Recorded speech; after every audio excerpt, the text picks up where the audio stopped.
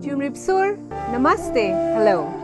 It was here at Phnom Penh in Cambodia that the mighty Khmer Empire was born when Jayavarman II anointed himself king, breaking away from the Hindu Java Empire.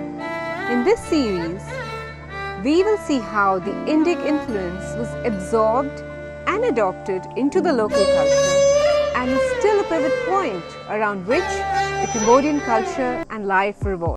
Hello and welcome again to Forgotten Temples with myself, Mr. B. And thank you so much for joining me again on one of our quick 10-minute adventures around an ancient temple here in wonderful Cambodia.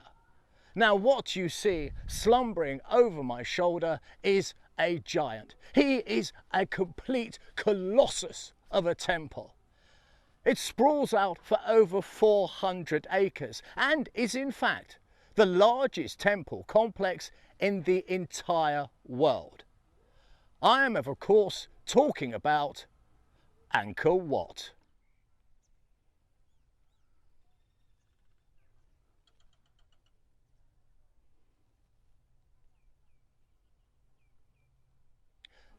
The best way to describe this place is one enormous expression of faith, shaped as it is in the form of the ancient Mount Meru, where the Hindu gods dwelled. And what is truly amazing is the numbers. It is estimated that between 5 and 10 million blocks were used to build this giant. And even if we take the middle road, 7.5 million, let's say, that is an eye-watering number. Even the Greek legend Atlas would have trouble carrying this on his mighty broad shoulders. This temple is usually heaving with tourists. They come from far and wide to see the majesty of this site. If you look down that causeway, you can just about see the faint figure of 2 people. But it is behind us that the tale lays. But it's worth pausing to note, it took a pandemic to empty this place. And it is just you and I that have this wondrous sight all to ourselves. So let's go in and explore some more. And as I go through the doorway, we see wonderful carvings here. And these are on every single pillar. Wow. This place is truly worthy of the gods, but of course created by man. And hopefully the echo is now affording you an idea of the size, because this is a cathedral. It could well be in Rome, couldn't it? And if we look down, we have the corridor to our right and the corridor to our left. But it's this way I'm going to go.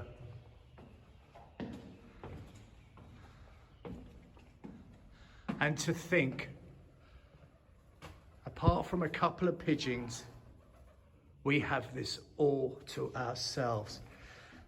It is quite simply the pinnacle of a mighty empire. It did not get any better than this. Things changed, things mutated, yes, but this was the highest they got. And it wasn't long after that, well, it fell into decline. And it was left abandoned for oh so many years. And it wasn't until 1860 that this place was pretty much rediscovered by a very intrepid Frenchman. And the French took such a liking to this place, they kind of annexed it. But do you know what I find absolutely staggering? Is how did this place fall? Well, it is surmised that it was due to a crop failure. And even the mightiest temples are sometimes built on weak foundations. But to me, what is the most amazing fact about this place is nobody's actually 100% certain of its original name. I mean, imagine that for a moment. It's just absolutely staggering that we're not actually sure how to address this incredible giant. walkways. And out here is one of the walls. Now, have a look at this. It is just massive. It's so hard for me to explain to you how big this place is. The amount of engineering, the amount of work, the labour, the love, the belief in those gods to build such an awe-inspiring place is just beyond belief. But who was it they were building it to? Well, although now very much a Buddhist structure, the archaeologists say that this place was in fact built for the Lord Vishnu, one of the main three of the Indian lords, gods, be it Vishnu, Shiva and Brahman. Now then, have a look at this again. This is one of those outer walls and we're getting this wonderful echoes. And have a look. It goes on and on and on. And there's not a soul here. We are truly blessed. Round the corner, we find legends. And if you're Indian, you will certainly know these, because this is all about the battles of good and bad. This is all about the will to succeed. It is, of course, that grand epic, the churning of the sea of milk, where Lord Vishnu cajoles demons and gods into working together to produce an elixir of immortality that they both covet.